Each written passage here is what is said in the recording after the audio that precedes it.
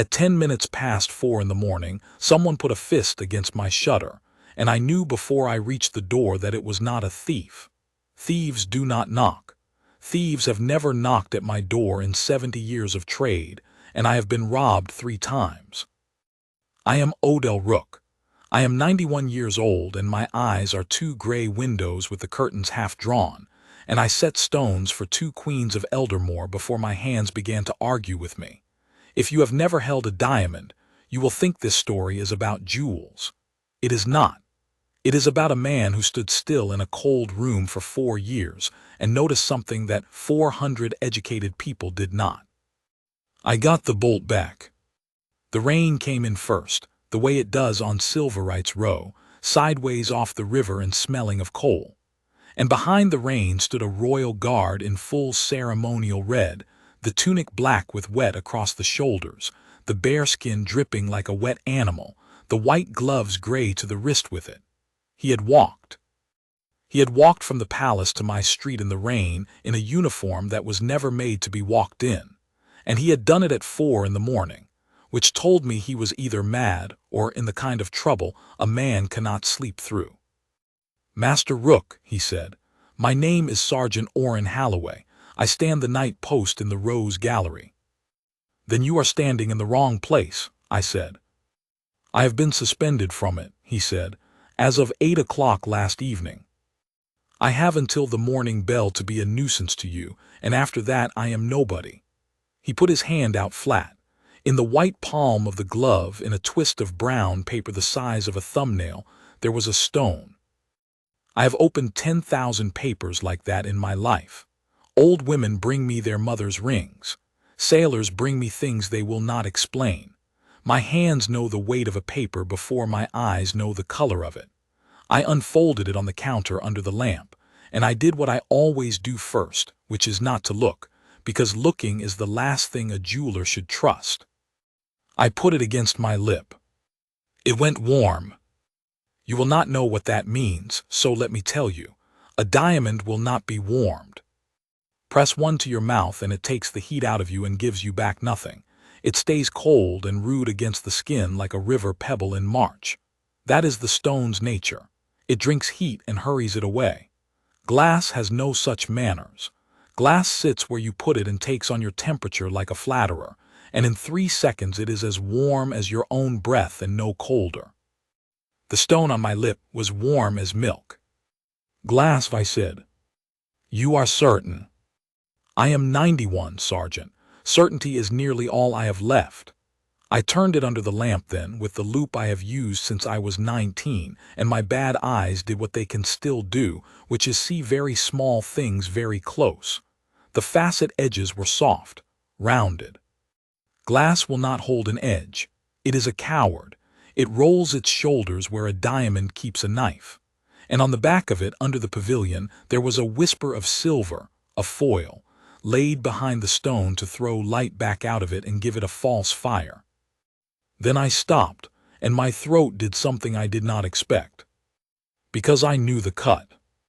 It was an old cushion, not the fashion of today, with the corners softened and the cullet left broad and open, a cut I learned from a Marlish master when the old king's father was on the throne. There are perhaps 4 men living who cut a stone that way. 3 of them are dead, which is a joke I have been making since I was 70. "Where did you find this?" I said. "Under the plinth of the display case in the Rose Gallery," Sergeant Halloway said.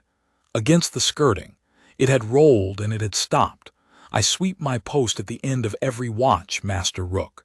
It is not required of me. I do it because a man who stands in one place for 6 hours a night either goes mad or gets to know the floor." "How long has it been there?" "Not more than 3 weeks, because I sweep every night. Not less than 3 weeks, because that is when the pieces went out of the gallery to be cleaned and resecured, and came back." "Which pieces?" I said. I already knew. I asked because the old want to be told. "The Winterlight Suite," he said. "The late Queen Isolde's." I sat down. I had to. There is a stool by the counter for customers, and I took it like a customer in my own shop. "I made the Winterlight Suite. Not all of it. The great stone at the heart of the tiara is older than my grandmother, and it came out of a mountain in a country that no longer calls itself by that name. But the settings are mine. Queen Isolde brought the whole broken mess of it to me in her second year as queen, 5 pieces that had been pulled about by 3 centuries of tastes, and she said, "Master Rook, make them one thing again." 214 stones.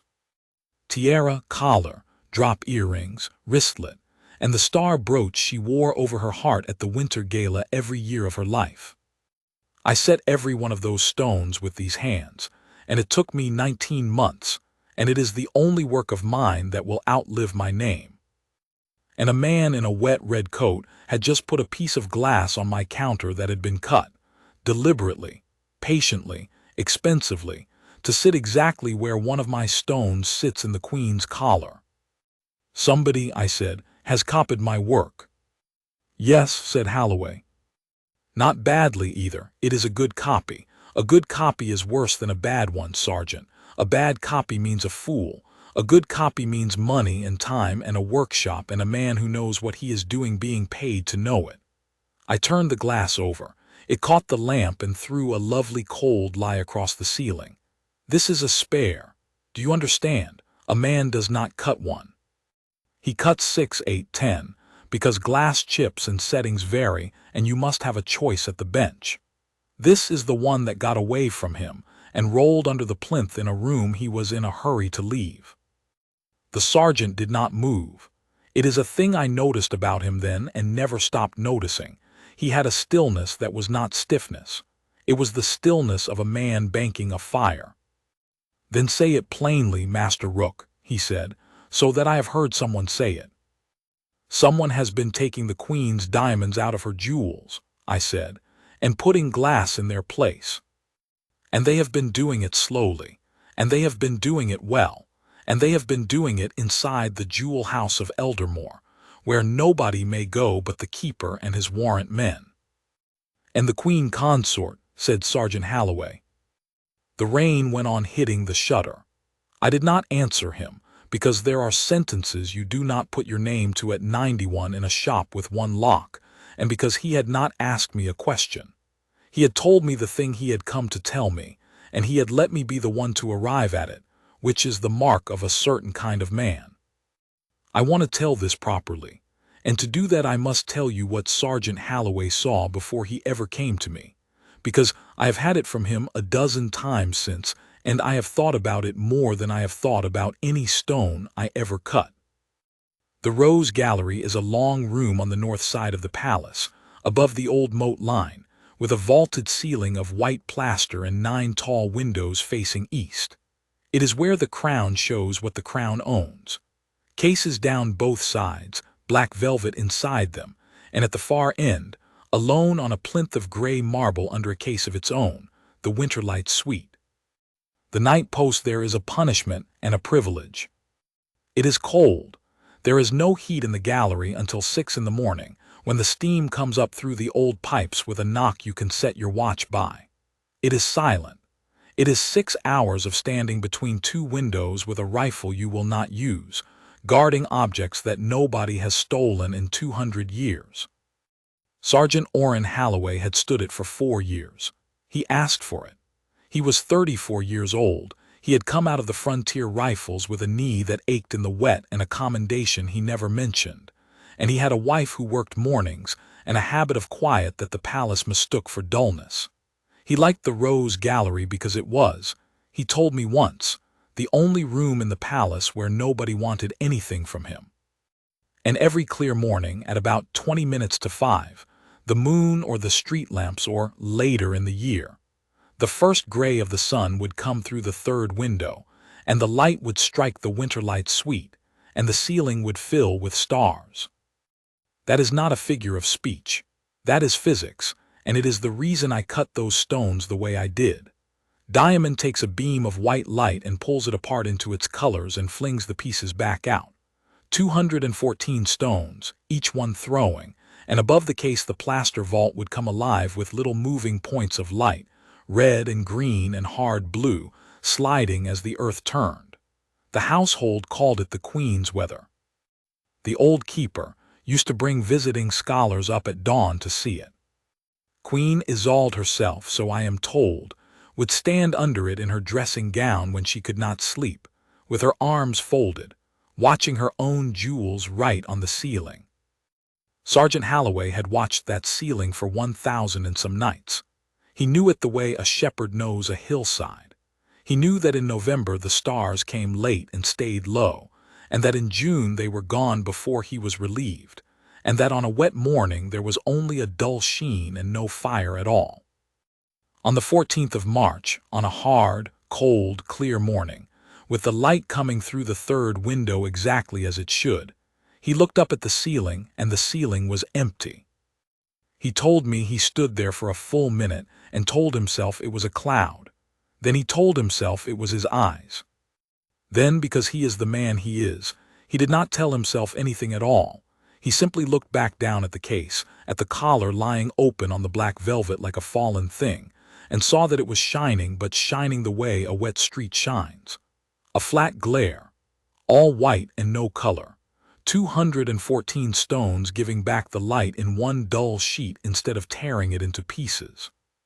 10 days before, the Winterlight Suite had gone out of the Rose Gallery for the first time in 11 years, on the order of the Queen Consort Morwenna, to be cleaned and resecured by the palace's new keeper of the Jewel House, Master Gervase Pike. It had come back on the 9th of March, and Sergeant Halloway had signed for its return, and had noted in the condition book, in the small square hand of a man who had been taught to write reports by the army, received 5 pieces, seals intact. And the ceiling had gone dark. He did not run to anyone. This is important, and later it was held against him by people who have never in their lives had to be right about anything. He waited. He watched for 9 more nights, and on 4 of them the sky was clear enough to judge, and on all 4 the ceiling stayed dark, and on the last of them, sweeping his post at 5:30 with the little brush and pan that are not in any regulation, he found a stone under the plinth that was not a diamond and had never been won. He put it in paper. He went to his captain first, because that is what a soldier does. Captain Sorrel was not a bad man. I want to be fair, and being fair is a discipline, like setting a stone. Sorrel was a careful man in a place where careful men rise, and he listened to Sergeant Halloway in his office with the door shut, and he turned the paper twist over twice without opening it, and he asked the only question that mattered to him. "Are you telling me the Queen Consort is a thief?" "I am telling you," Halloway said, "that there is glass under the plinth of a case that holds the crown's diamonds, and that the ceiling has gone dark." "The ceiling," Captain Sorrel said. "Sir, if you stand where I stand at 20 minutes to 5. "Sergeant, I'm not going to bring the warden of the regalia to the Rose Gallery at 20 minutes to 5 to look at a ceiling." Sorrel put the twist of paper down on his blotter and looked at it as if it might go off. "This will go in the book. It will go to the keeper because the keeper is the officer responsible. That is the route it takes. That is the only route it takes." "The keeper," said Halloway, "is the man who has had them for 10 days.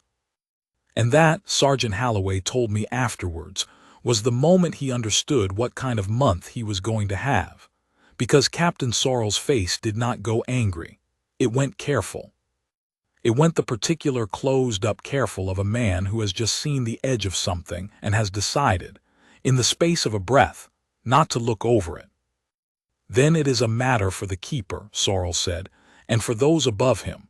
Not for you and not for me. You will say nothing to anyone. That is an order, and you will find it is a kindness." The report went up on the 22nd of March. It went to Master Gervase Pike, keeper of the Jewel House, appointed 9 months earlier at the particular recommendation of the Queen Consort, a smooth, pink, tidy man of 50 with a beautiful voice and small, beautiful hands, who had valued the estate of 2 dead dukes and been thanked for it. Pike replied in 4 days. I have read the reply. Everyone read the reply eventually. It was printed in the newspapers of 3 countries. The Winterlight Suite has been examined, piece by piece, stone by stone. All 214 stones are present, genuine, and original to their settings, which show no sign of interference of any kind. The suite is in excellent condition. As to the fragment of paste glass allegedly recovered from the gallery floor, I regret to observe that no such object has been produced to this office in a condition permitting examination, and that the guardsman concerned handled it, by his own account, without authority. I would respectfully suggest that a night sentry's opinion on the optical behavior of a plaster ceiling is not a foundation upon which the Crown should act. Sergeant Halloway had handed the paper twist to Captain Sorrel on the 19th of March. It went into the evidence press in the guard room under 2 seals. On the 26th, when the keeper's office at last sent for it, the press was opened before 3 witnesses, and the paper twist was there, and it was empty. There's a way of ruining a man that requires no lie at all. You need only arrange the true facts in the right order. The true facts were these. A guardsman had removed an object from the floor of a room containing the Crown's jewels. He had kept it on his person for some hours before surrendering it. He had made an allegation, in writing, against the keeper of the jewel house, and, by any reading that wished to read it so, against the Queen Consort of Eldermoor. And the object he claimed to have found was not in the press where he said he had put it. Nobody accused Sergeant Halloway of theft. That was the elegance of it. The word used was *irregularity*. He was informed, in a letter of 11 lines, that pending an inquiry into an irregularity in the handling of Crown property, he was relieved of the Rose Gallery, relieved of the night watch, and relieved of the ceremonial duties by which a guardsman is seen and known and promoted. He was to report each morning to the North Gate and stand upon the pavement in the rain, where the tourists photograph the uniform and no one photographs the man. They took his post, they did not take his eyes. He came to me on the second night of it. He came to me because of the third fact in his letter, the one that made him walk 4 miles in the rain.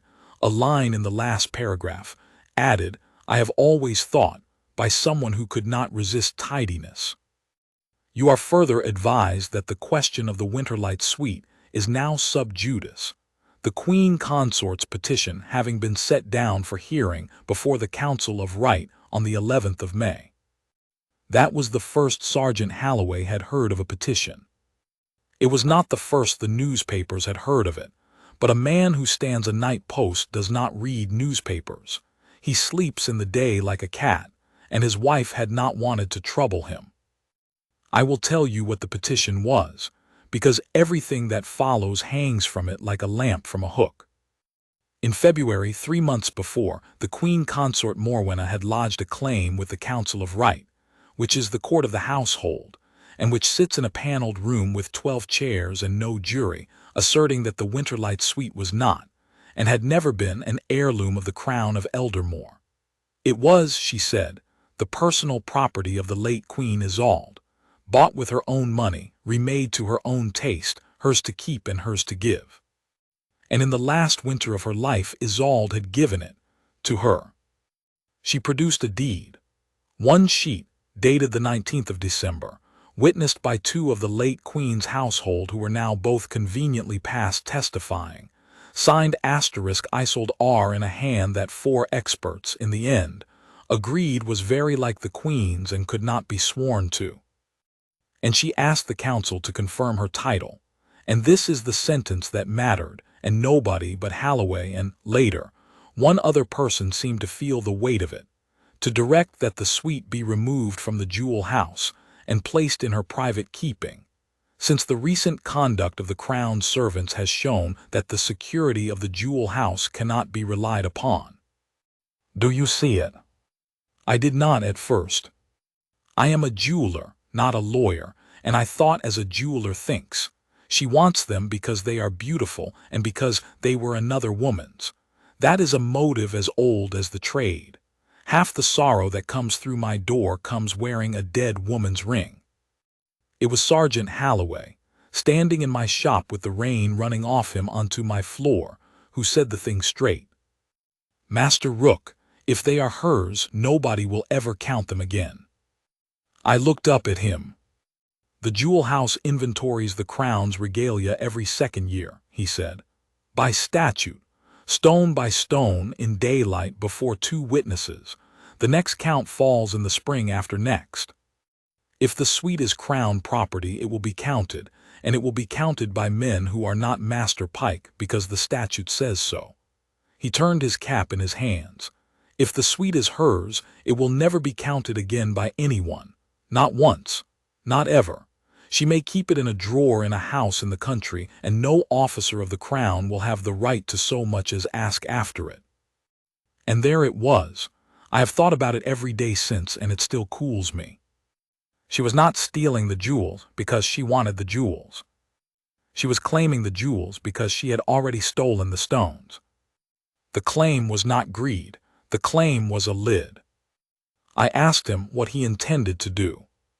He was, remember, a suspended sergeant standing on a pavement at a gate, forbidden to speak of the matter to any living soul, with his one piece of evidence gone out of a sealed press. He had a wife and a knee that ached in the wet. Any sensible man would have gone home. I intend to be right, he said. Being right is not a plan. No, sir, he said, but it is a place to stand. I have set stones for 2 queens. I have been thanked by chancellors. I tell you that no one has ever said a finer sentence in my shop.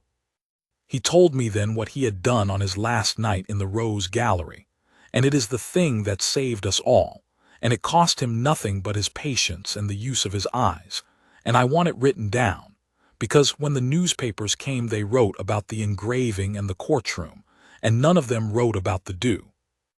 I have said the Rose Gallery is cold at night, and that the steam comes up at 6 in the morning through the old pipes. That is not decoration. That is the whole of it. When warm, wet air meets a cold surface, the water comes out of the air and stands upon the surface in beads. You have seen it on a window in winter. You have seen it on a glass of cold beer in July. Every schoolchild has. What no schoolchild is told is that it does not happen equally on all things, because things do not hold their cold equally. Glass holds cold. Glass is slow and sullen and lets the cold sit in it, and when the warm air of the morning arrives, the glass is still cold, and the water comes out of the air and stands on the glass and fogs it, and the fog lingers. A diamond does not. A diamond is the finest conductor of heat that a man can hold in his hand, better than silver, better than copper, better than anything you have in your kitchen. Warm air touches a diamond, and the diamond takes that warmth and spreads it through itself and out through the gold of its setting in a breath. It comes to the temperature of the room almost before the room has finished changing. It does not fog. Or if it fogs, it clears while you are still looking at it. So on the morning of the 28th of March, at 3 minutes to 6, with the pipes beginning their knock, Sergeant Oren Halloway stood 1 pace from the case of the Winterlight suite, and he did not touch it, and he did not open it, and he broke no order and no regulation, and he watched. The steam came up. The warm air rolled along the vault and down the walls and into the case, which is not airtight and never was, because my grandfather glazed it. And the collar wept. Not all of it. That is the whole point. That is the thing that turns your stomach over. He counted because he is a man who counts. On the collar, which carries 61 stones, 52 of them fogged, went dull and gray and held the dullness. 1 heartbeat, 2, 5, 10, and 9 of them did not. 9 stayed hard and bright and clear as if the morning had never touched them. 9. On the tiara, the little stones fogged, and the great one, the Winterlight itself, the pale blue stone the size of a robin's egg that sits at the center of the arch, did not for an instant. It threw the warmth off like a duck coming out of a river. On the star brooch, 4 stones out of 19 stayed clear. He stood there until the fog burned off the false ones, which took, he said, the better part of 2 minutes, and he wrote nothing down, because he had already been told once that his opinions were not a foundation upon which the crown should act. He simply stood and looked and remembered in the way that a man remembers who has spent 4 years learning a ceiling. Then he was relieved at 6, and he saluted the case as he always did, and he walked out of the Rose Gallery and did not stand in it again for 51 days. 52 of 61, I said when he had finished. My hands were shaking, and it was not the age in them. On the collar. Yes. And the great stone clear. Clear. I got up and I went to the back of my shop where the pattern books are kept, where they were kept, and I put my hand flat on the shelf, and I stood there with my back to him for longer than was polite. They left the winter light, I said. Yes. Of course they did, I laughed. It was not a good laugh. Of course they did, Sergeant. It has a name. It is in the school books.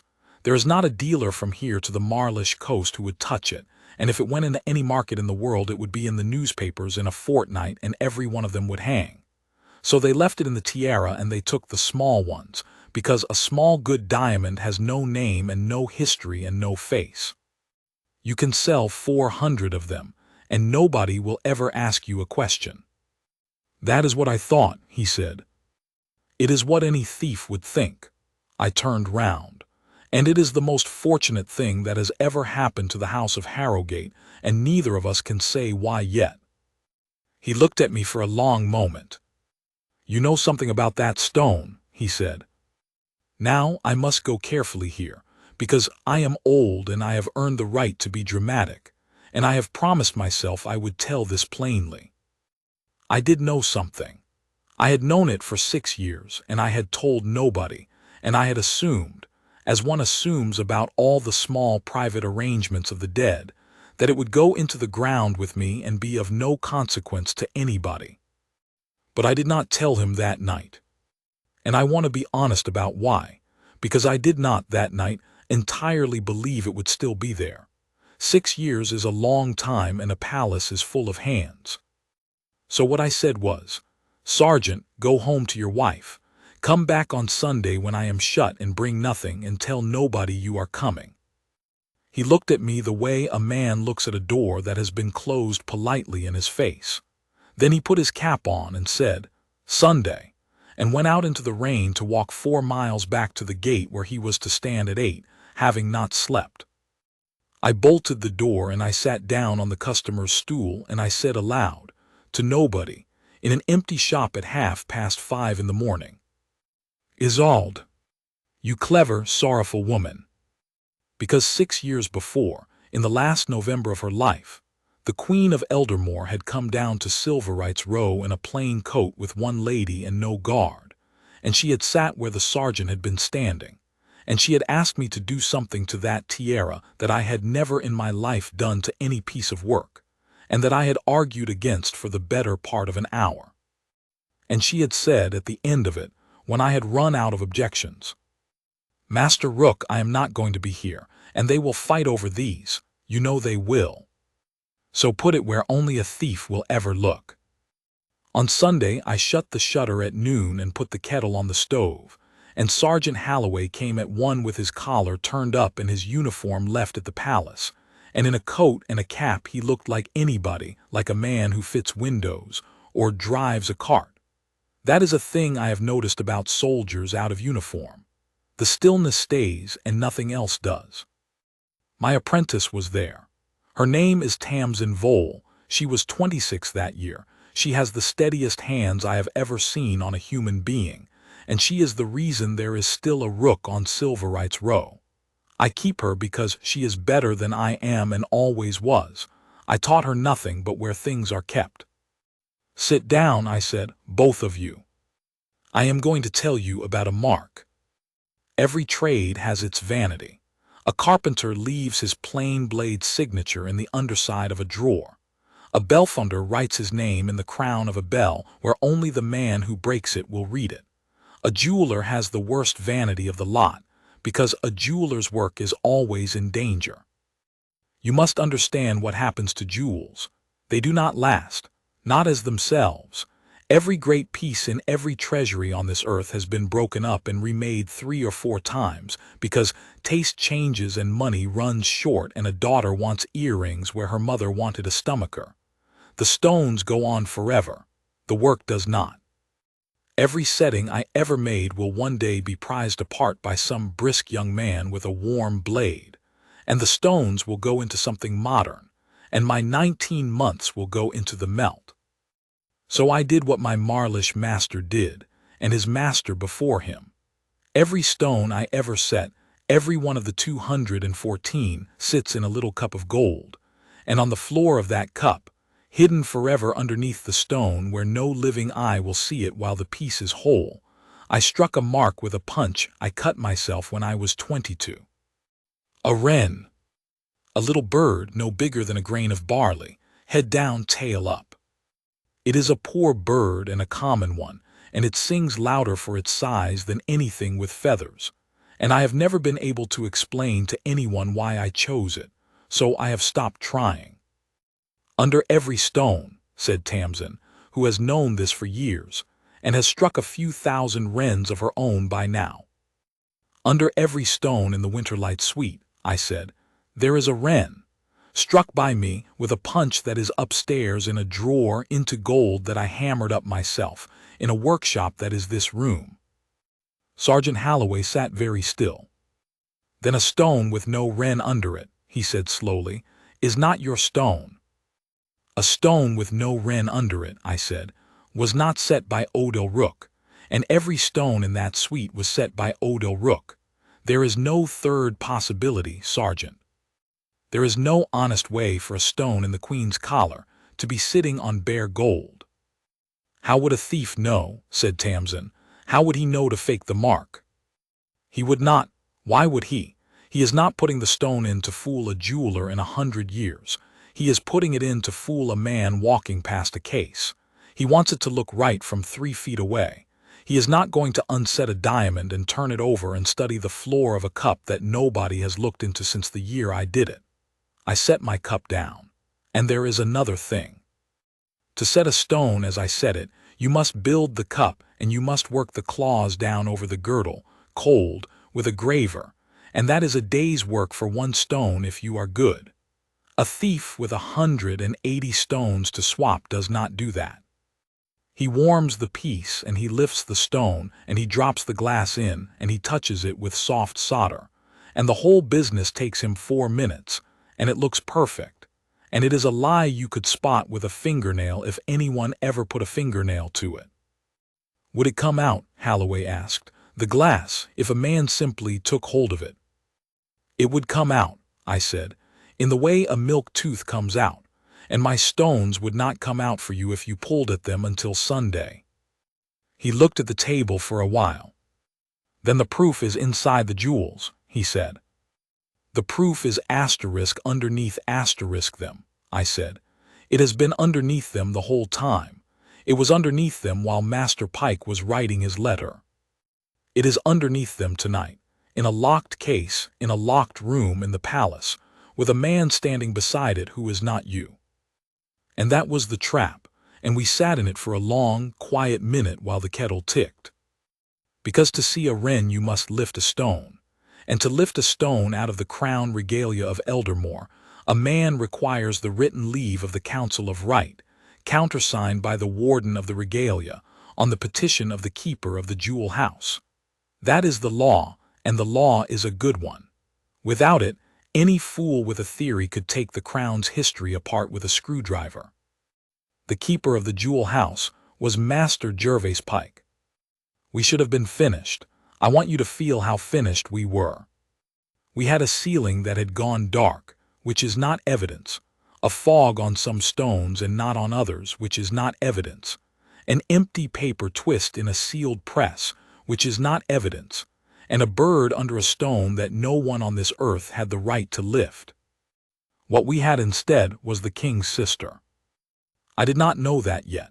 Sergeant Halloway found it out on the Tuesday, standing on the pavement at the north gate in the rain with his rifle at his shoulder and his knee aching, when a plain black motor car stopped at the curb and the window came down and a woman's voice said, "Sergeant Halloway."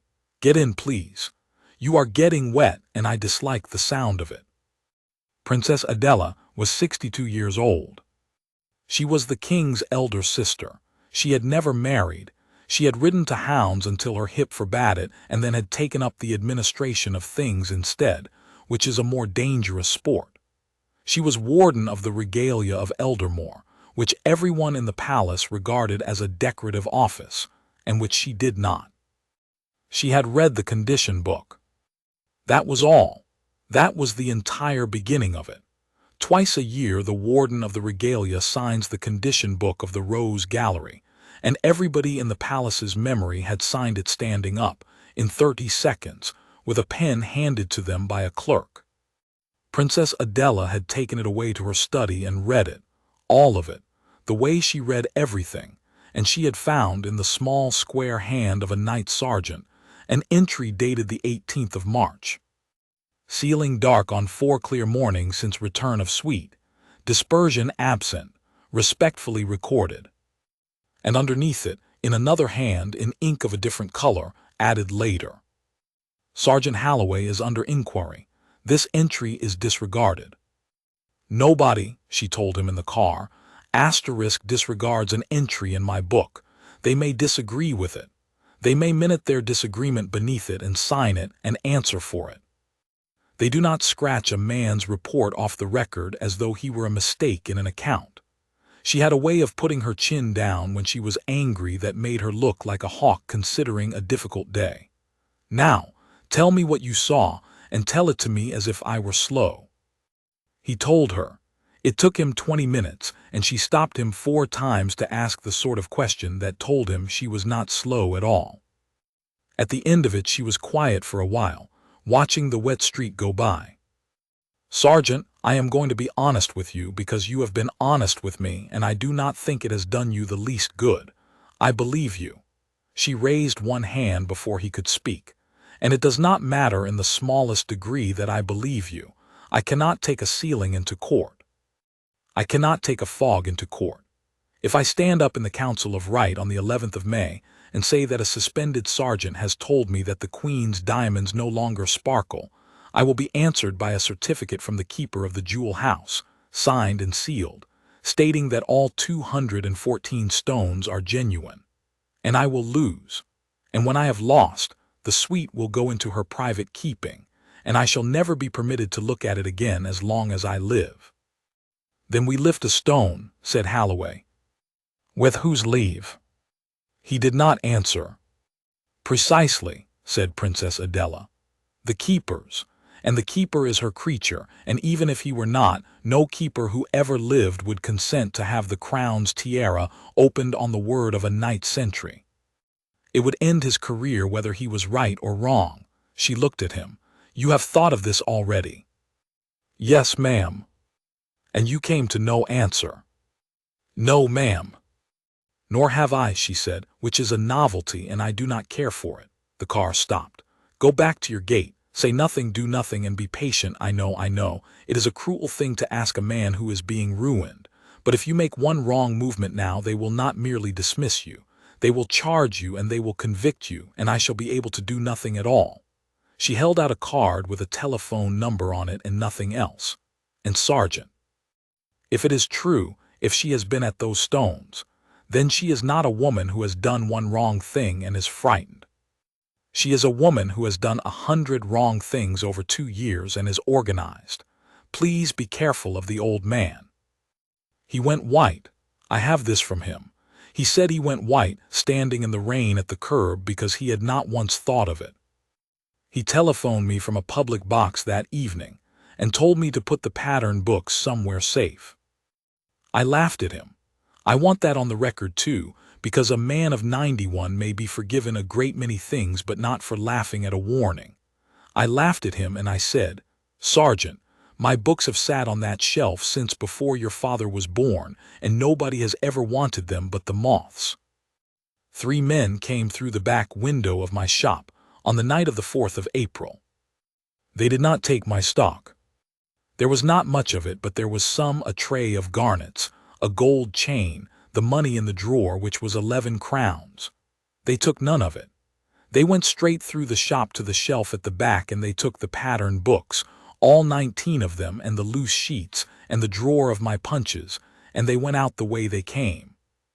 Tamsin found the mess in the morning. I had slept through it upstairs, deaf as a post, dreaming about nothing. 19 books, 68 years of drawings, every piece I ever made in ink and pencil with the stone counts and the measurements, and the little diagram in the corner showing where the wren went and how the cups were built. The Winterlight Suite is in the 14th book. 19 months of my life, 40 pages of it, with the collar drawn out flat and every one of the 61 stones numbered. They were burned. We learned that later, from a boy who had been paid a crown to keep a fire going in a yard behind the fish market, and had thought nothing of it until he saw the newspapers. I stood in my shop that morning with the wet ash of my whole working life in my mouth, for I could smell it. They had not even taken them far, and Tamsin was crying, and I found that I was not. Because I had understood something, and it had gone through me like a hot wire. They had come for my books. They had come for the asterisk record. They had come for the ledger, the paper, the account, the thing that could be produced in a courtroom and pointed at, and they had taken it, and they had burned it, and somewhere in a warm room, the keeper of the jewel house was being told that the old man on Silverite's Row could no longer prove what he had made. They had not understood the trade at all. Tamsin, I said, stop that, go upstairs, get my good coat, and telephone the number on that card. Grandfather, she says that, though I am no such thing. It began as a joke and set like solder. Grandfather, they have taken everything. They have taken the books, I said. They thought the proof was in my books. I put my hand on the empty shelf. The proof was never in my books, girl. I put the proof under the stones. Master Gervase Pike came to see me on the 9th of April, 5 days after the fire.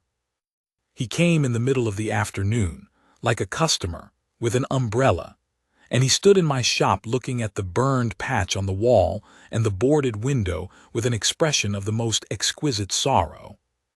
Master Rook, I have only just heard, it is a barbarism. It is a nuisance, I said. Will you have tea? That is very good of you. He sat down on the customer's stool, my stool, the one the Queen had sat on, and he crossed his small, beautiful hands over his knee. I have admired your work for 30 years. There is nobody left who sets a claw as you do. Nobody. The trade has gone to soft solder and speed, and I have said so in print. Have you? I have, he smiled. He had a truly lovely voice, warm and unhurried, the sort of voice that reads bad news well. Master Rook, I shall be blunt because you are a busy man. The jewel house is short of hands and shorter of knowledge. I should like to retain you. An advisory appointment, no bench work, of course, at your age. Simply your eye and your memory at 100 crowns the month for as long as you cared to give it. 100 crowns the month.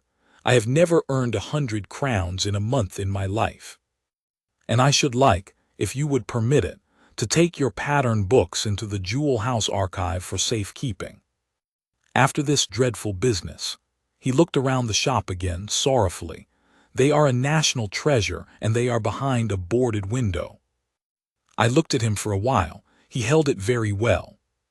The books are gone, Master Pike, I said. Burned in a yard behind the fish market. There is nothing to take. So I had heard, he said. I hoped it was exaggerated. It was not. Well, he rose. He buttoned his coat, and at the door with the umbrella under his arm, he turned and said the thing he had come to say, and he said it kindly, which is the way such things are best said. Master Rook, forgive me, this is presumption, and I shall regret it in the street. There is a young guardsman who I understand has been visiting you. He has taken a great deal of harm on himself already, and I have no doubt he believes what he says. But he is 34 and he will find other work. You are 91 and you have one shop, one window, one girl to leave it to, and a great name. It would be a bitter thing to have that name end in a courtroom, spoken by lawyers on the wrong side of a case. That is all. Good afternoon.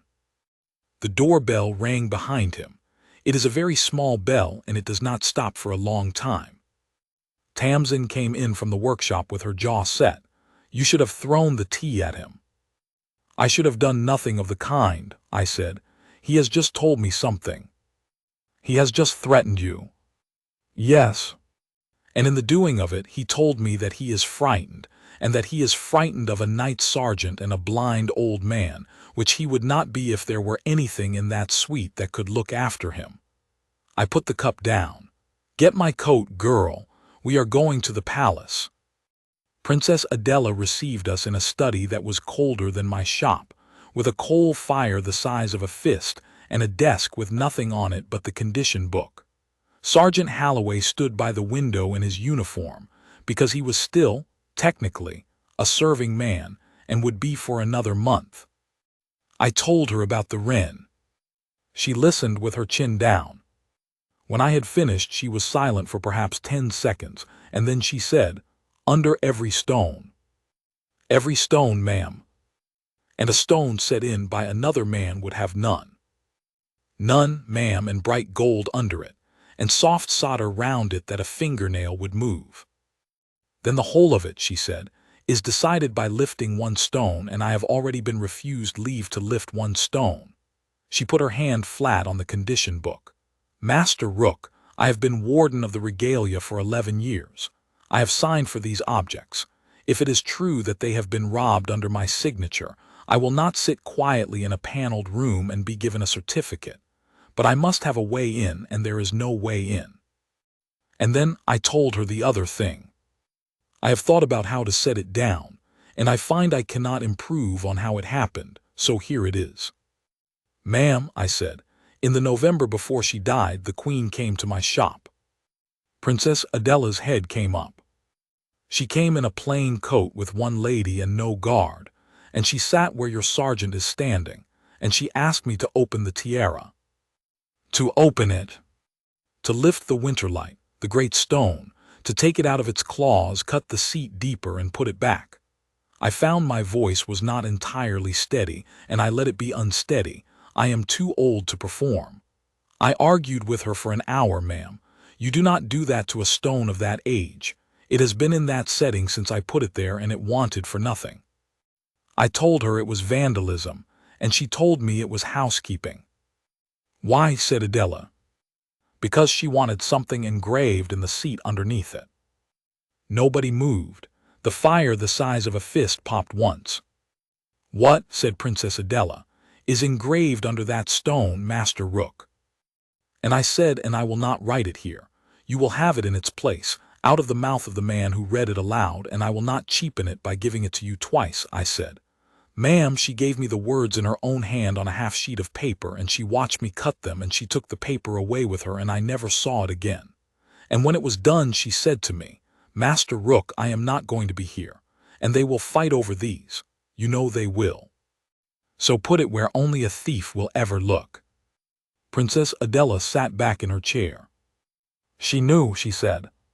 "She was dying, ma'am, not stupid." "No," said Adela softly. "No, she was never that." She looked at the fire for a while. "She married my brother when I was 40, and I disliked her for a year and loved her for 19. And she has been dead 6 years, and she has just put a weapon in my hand." She stood up.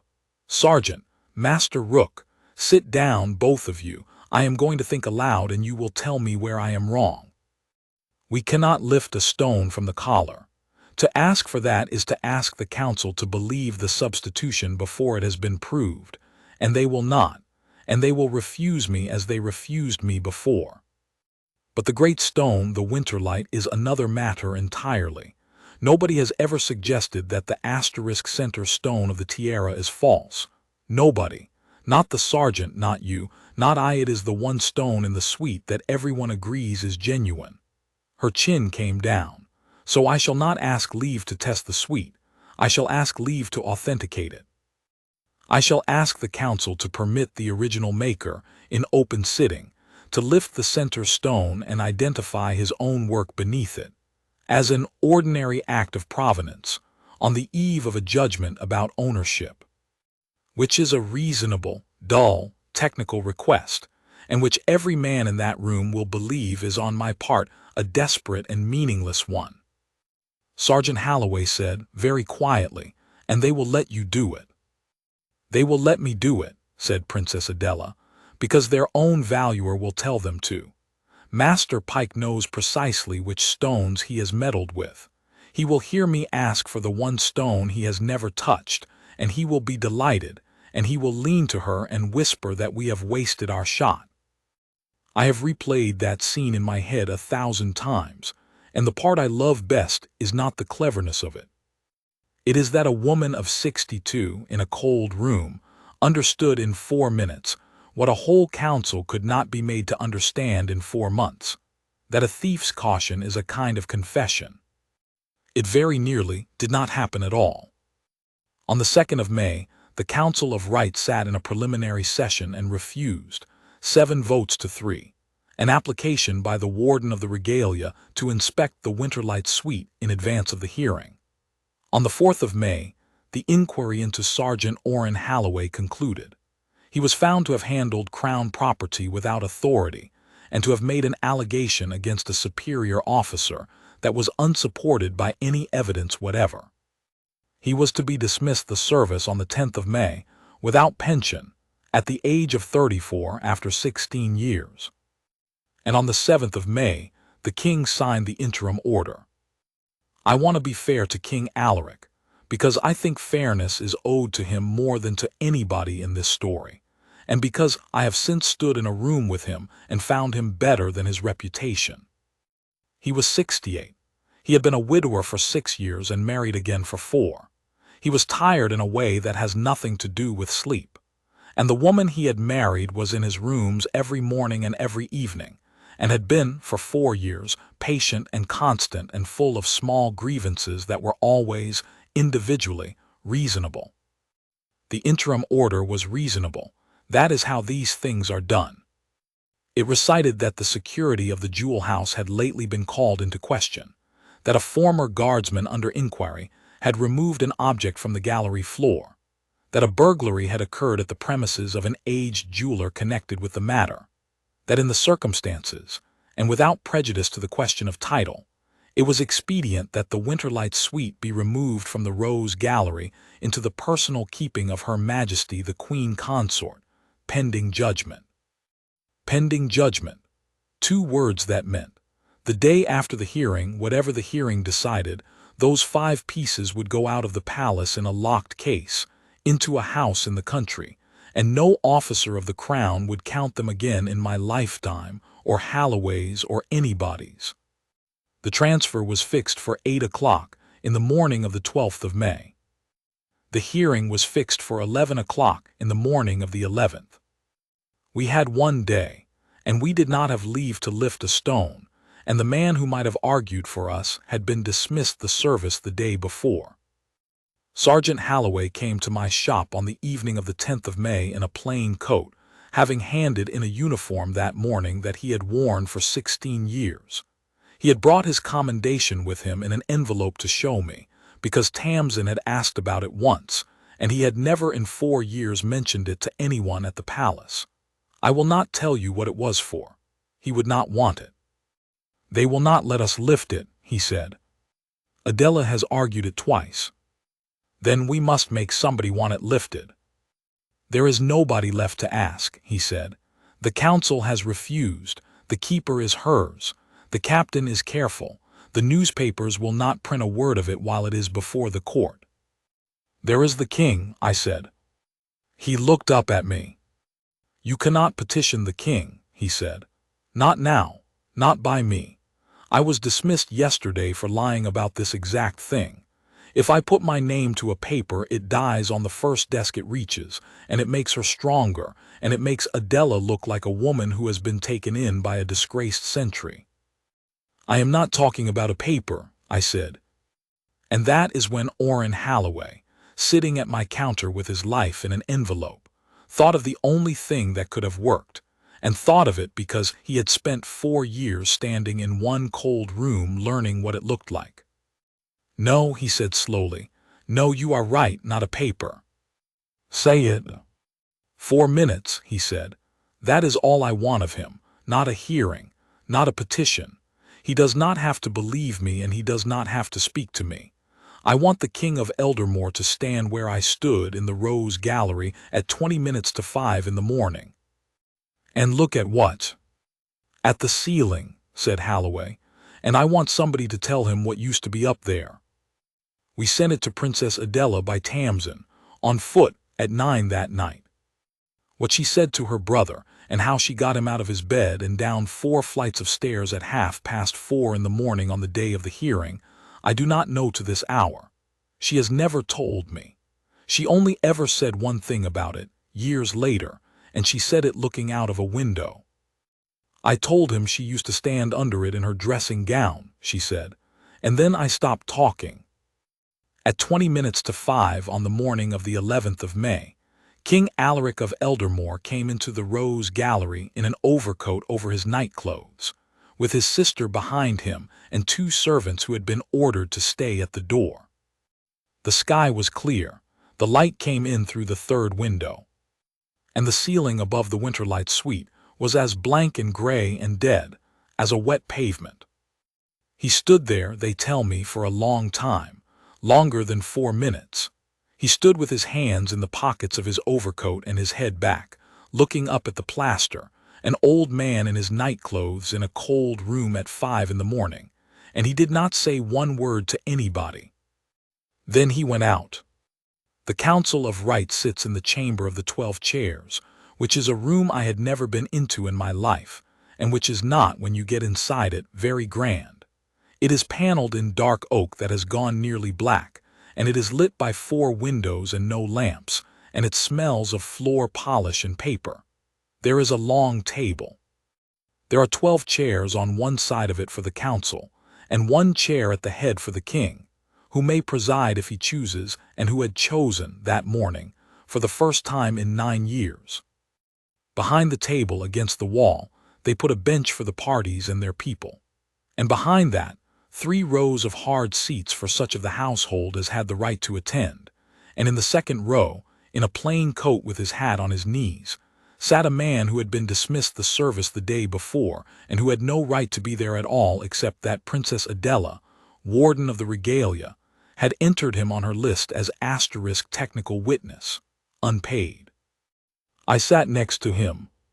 Tamsin sat on my other side with my roll of tools in a canvas bag on her lap, and her hands were steady, and mine were not. At 2 minutes past 11 the doors at the far end opened, and the Queen Consort Morwenna came in. I had never seen her close. She was 51 and she was magnificent, and I say that as a man who has spent his life looking at things made to be looked at. She had the kind of beauty that is a policy rather than an accident, every part of it decided. She came in slowly, and she inclined her head to the council, and she took her seat, and she arranged her hands, and she did not look once at the case on the table in front of her, which had been carried up from the Rose Gallery under 2 guards and set down open, on black velvet, at 10 o'clock. The Winterlight suite. Tiara, collar, drops, wristlet, star. Lying in the dark of that room with the 4 windows behind them, giving back the light in one flat white sheet, like snow under cloud. Her advocate was a Sergeant-at-Law named Varden, a heavy, courteous, formidable man who has since become a judge, and I am told, a good one. He put her case in 50 minutes and he put it well, and I sat there and felt it closing over us like water. The Winterlight suite was not Crown property. It appeared in no schedule of the regalia, and that was true. I have seen the schedules. It does not. It had been assembled from her own inherited pieces by the late Queen Isolde at her own expense, and that was true too, or true enough. She paid me out of her own purse, and I have never denied it. It had been remade to her personal taste by a private craftsman, that was me, in a private shop. It had been worn by her as a private woman, and in the December before her death she had given it, by deed, to the wife her husband was to marry, whom she had known and liked. Here was the deed. Here were the signatures of 2 witnesses, both now dead. Here were the opinions of 4 experts, none of whom could impugn the hand. As to the guardsman, and Sergeant Varden turned, without haste, and looked at the second row, and every head in that room turned with him. As to the guardsman, the council would form its own view of a man who had been dismissed for handling crown property without authority, and who had produced, in support of an accusation against the Queen Consort of Eldermoor, first a piece of glass that nobody else had ever seen, and then an asterisk ceiling.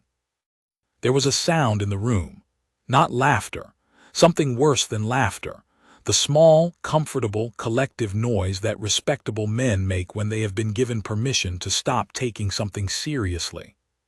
Sergeant Halloway sat with his hat on his knees and his back straight and his eyes forward, and he did not move, and he did not color, and he did not look at the floor. I have set stones for 2 queens, and I tell you I have never seen anything as hard as what that man did in that room, which was nothing. And as to Master Odell Rook, Varden was very gentle with me, which was clever than being cruel. As to Master Rook, the council would no doubt hear him with the respect due to a great craftsman in his 92nd year. But it would note that he was a friend of the guardsman's, that his eyesight, by his own admission, was much impaired, that his workshop records, his pattern books, the drawings of the very pieces on the table had been destroyed in a fire, so that he could not produce so much as a sketch to support a single word he said, and that his evidence therefore came down, in the end, to the unaided memory of a very old man about work he had done 29 years ago. Then Master Gervase Pike, keeper of the Jewel House, gave his certificate, 214 stones, all present, all genuine, all original to their settings, which showed no sign of interference of any kind. He gave it beautifully. He had a lovely voice. At 12:30, Princess Adela rose. "I make one application," she said, "and it is a small one, and it is technical, and I ask the council's patience with it. The question before us is a question of title. Her Majesty says that these 5 pieces are a private commission, privately made, privately given. Very well. Then let us establish on the record and beyond argument that they are what she says they are, that they are the work she claims they are, made by the hand she claims made them. The maker is alive. He is in this room. He is the only man living who can identify his own workmanship from the inside, and he has told me that he can do it in 90 seconds with a loop and a warm blade. I ask the council's leave for Master Odell Rook to lift the center stone of the tiara, in open sitting before us all, and to identify what he finds beneath it." Sergeant Varden was on his feet before she had finished. "It was," he said, "an outrage. It was the desecration of an irreplaceable object at the whim of a disproved allegation. It was an attempt to have by the back door what the council had refused at the front on the 2nd of May, and he would ask the council to refuse it again, and more shortly." And then Master Gervase Pike leaned across and whispered to the Queen Consort. "I watched him do it. I was 30 feet away and I watched him do it, and I have never in my life been so glad of anything as I was of the small, satisfied movement of that man's mouth. He was telling her I would stake my name on it, and my name is all I have, let them. He was telling her that the center stone of that tiara had never been touched by any hand but Rook's, that it sat exactly where the old man had put it 29 years ago, that under it they would find his little maker's mark and nothing else on this earth, and that the warden of the regalia had just spent her last shot on the one stone in the suite that would prove her wrong. He was right about the first 3 things. Morwenna listened, and then she did something that Varden did not want and could not prevent, because she was the Queen Consort and he was only a lawyer. She stood up. "I withdraw my counsel's objection," she said. Varden said, "Ma'am." "I withdraw it." She was smiling. It was not an unkind smile. That is what I remember. It was worse than unkind. It was amused. For 4 months I have been accused by a servant of theft, not by implication, by name. It has been whispered to me in my own corridors. Now the warden of the regalia asks leave to open my late friend's tiara in front of this council in the hope of finding what? Bare gold, a soldered seat, some proof of a crime. She turned her head and looked for the first time at the second row, directly at him. Let him look, sire.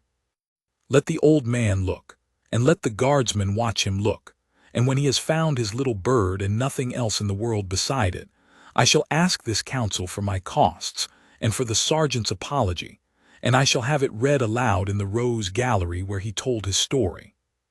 She sat down, and King Alaric, who had said nothing for an hour and a half, and who had been standing in a cold room at 5 o'clock that morning looking at a dead ceiling, said, "Leave is granted, 1 stone."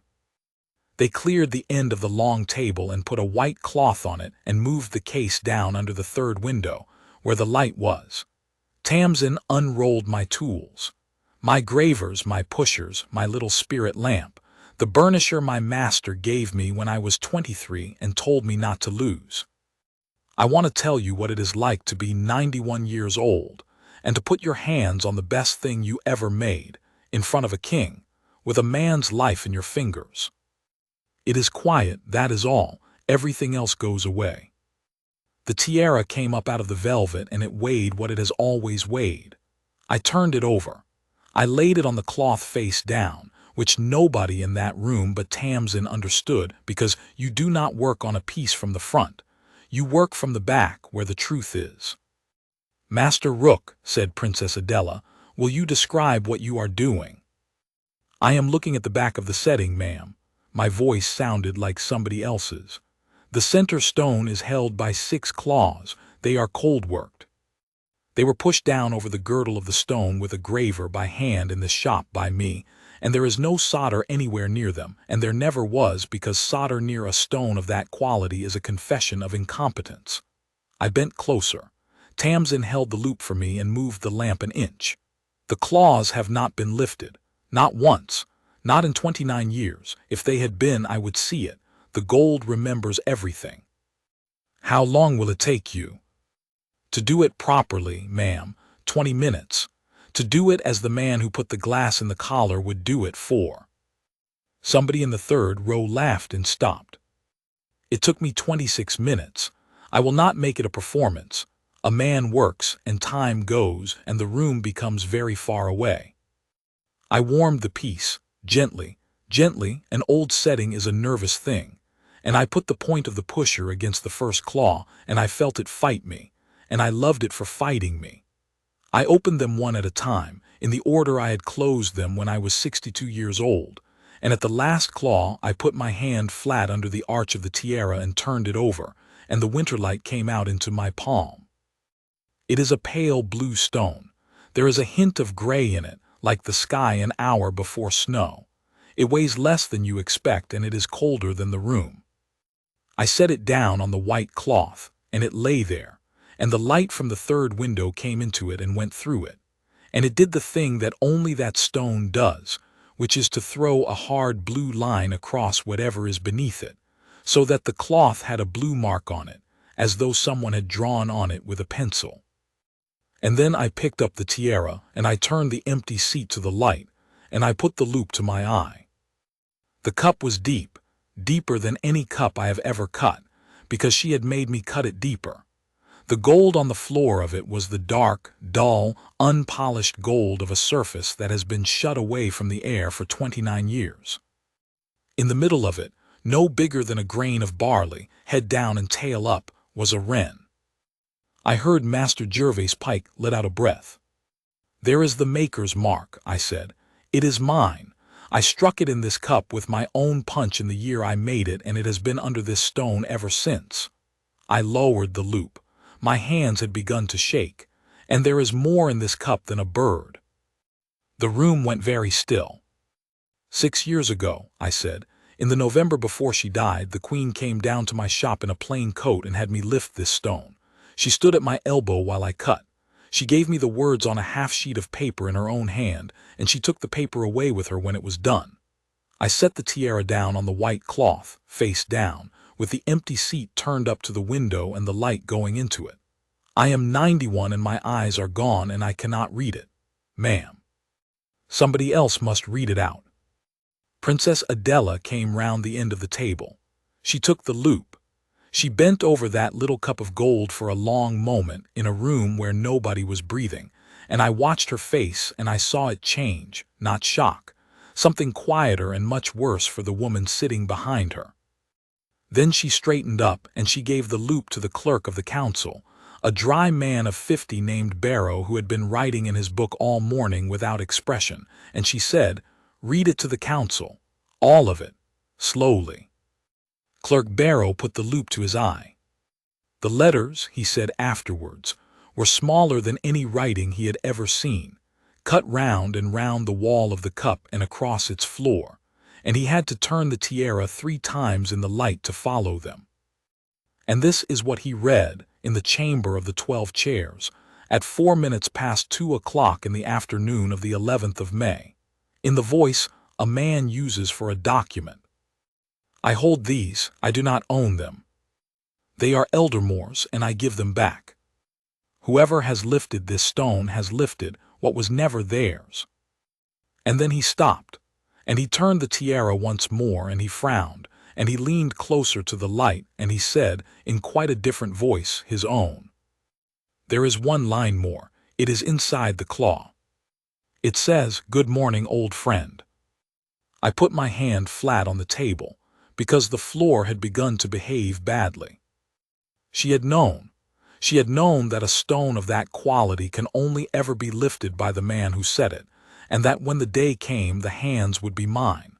She had left her voice under it, 6 years deep, and waited.